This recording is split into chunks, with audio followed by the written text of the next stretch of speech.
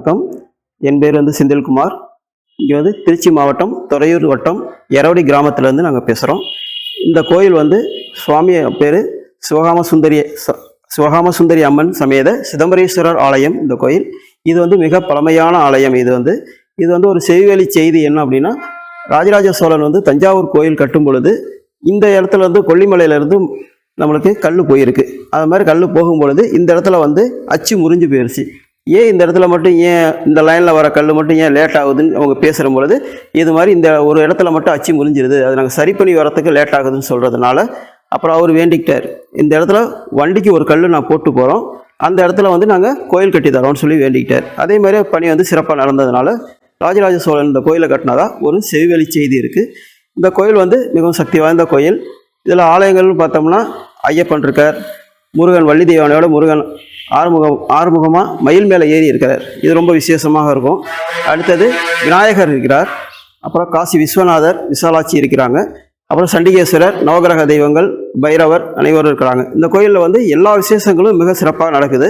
கிருத்திகை மாதத்தில் கிருத்திகை, பிரதோஷம், சங்கரகர சதுர்த்தி எல்லா விசேஷங்களும் நடக்கிறது. அதே மாதிரி மார்கழி திருவாதிரை இங்கே கோயில் சுற்றி சாமி வரும். இது ரொம்ப விசேஷமாக இருக்கும். பங்குனி உத்திரம் ரொம்ப விசேஷமாக நடக்கும். இங்கே அடிக்கடி திருக்கல்யாணம் நடக்கிறது. வேறு பார்த்தீங்கன்னா இந்த கோயில் ஜூன் மாதம் 1, 2, 3 பார்த்தீங்கன்னா சூரிய ஒளி சுவாமி மேலே படும். இது ரொம்ப விசேஷமாக இருக்கும்.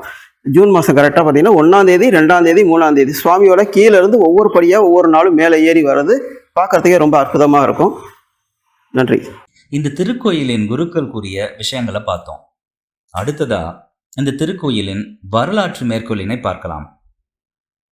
எம்பெருமான் ஈசனை எவர் ஒருவர் மனதில் நினைக்கிறார்களோ அவர்களுக்கு முக்தி கிடைக்கும். அப்படியாக இந்தியாவில் பல்வேறு இடங்களில் எம்பெருமான் ஈசனுக்கு ஆலயங்கள் எழுப்பப்பட்டிருக்கிறது.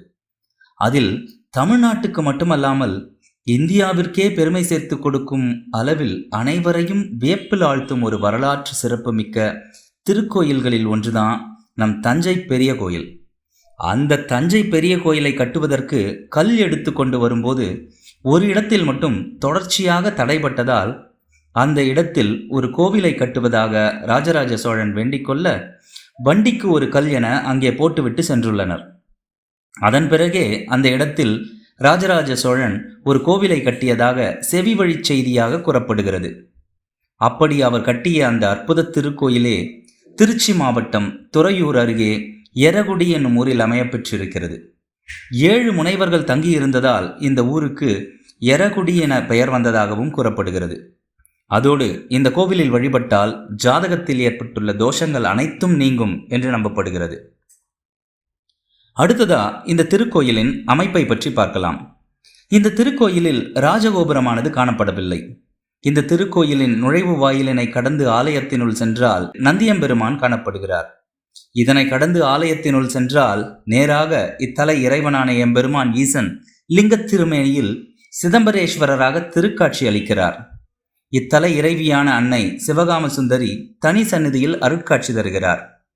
மேலும் திருக்கோயிலில் தனித்தனி சந்நிதிகளில் விநாயகர், வள்ளி தெய்வானையுடனான சுப்பிரமணியர், சூரியன், சந்திரன், காலபைரவர், காசி விஸ்வநாதர், கஜலட்சுமி, வன்னிமர விநாயகர், நாகர், நவக்கிரகங்கள், தனி சந்நிதியில் ஐயப்பர் மற்றும் சண்டிகேஸ்வரர் ஆகியோர் காட்சியளிக்கின்றனர்.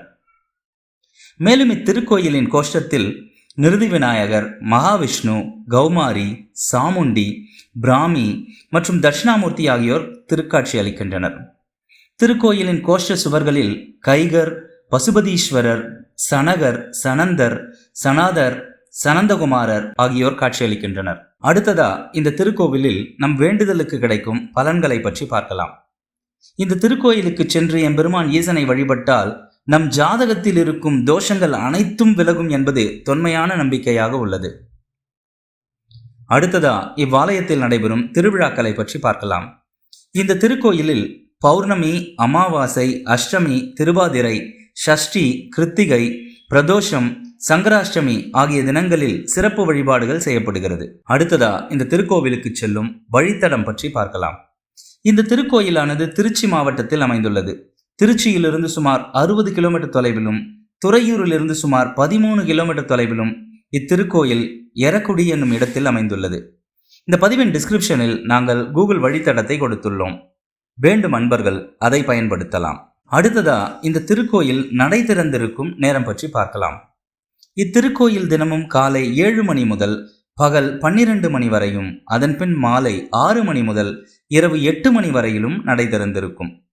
நம் ஆலயம் செல்வீர் அன்பர்கள் அனைவரும் தங்கள் வாழ்நாளில் ஒரு முறையேனும் சென்று தரிசிக்க வேண்டிய சிறப்புமிக்க திருக்கோவில் இது.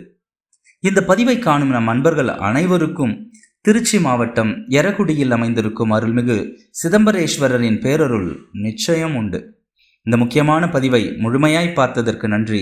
இந்த முக்கியமான பதிவை அனைவரும் பார்த்து மற்றவர்களுடன் பகிருமாறு நாங்கள் அன்போடு கேட்டுக்கொள்கிறோம். மற்றும் ஒரு சிறப்புமிக்க பழமையான கோவில் பற்றிய பதிவுடன் உங்களை விரைவில் சந்திப்போம். இந்த பதிவு பிடித்திருந்தால் லைக் செய்யுங்க. இன்னும் நம்ம சேனலை சப்ஸ்கிரைப் செய்யாத அன்பர்கள் சப்ஸ்கிரைப் செய்யறது மட்டும் இல்லாமல் மறக்காம பெல் பட்டனை பிரஸ் செய்யுங்க.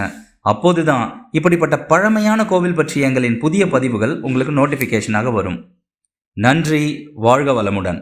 ஓம் நம சிவாய.